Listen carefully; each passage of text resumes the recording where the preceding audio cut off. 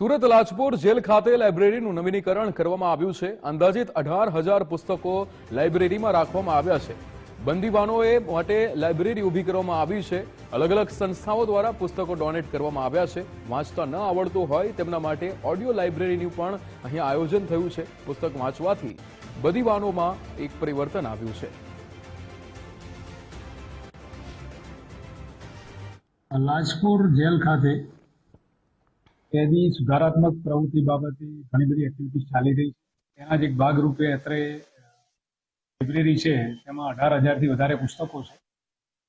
जे बंदीवानो नवा आवता होय वत्ता जूना जे बंदीवानो है एमने अमे सतत विविध एक्टिविटीज में पार्टिसिपेट थवा माटे अमे प्रोत्साहित करता होईए छे, जेम के योगा, मेडिटेशन, स्कूल, लाइब्रेरी आवी घणी बधी व्यवस्थाओ छे। भागरूपे लाइब्रेरी में भी वांचन माटे अमे एमने प्रोत्साहित करीए छीए। वांचन प्रमाण वधे ए माटे अमे मेहनत मारा जीवननी अंदर आ पुस्तकों वाँचवाथी घणुं ज परिवर्तन आवेल छे।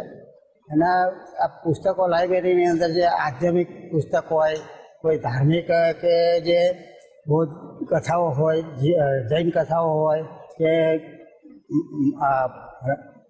रामायण होय अथवा तो भागवत गीता होय, तो आवा अमे जे पुस्तकों वाँचीए छीए अमुक बीजा पण पुस्तकों वाँचीए छीए घणी समय।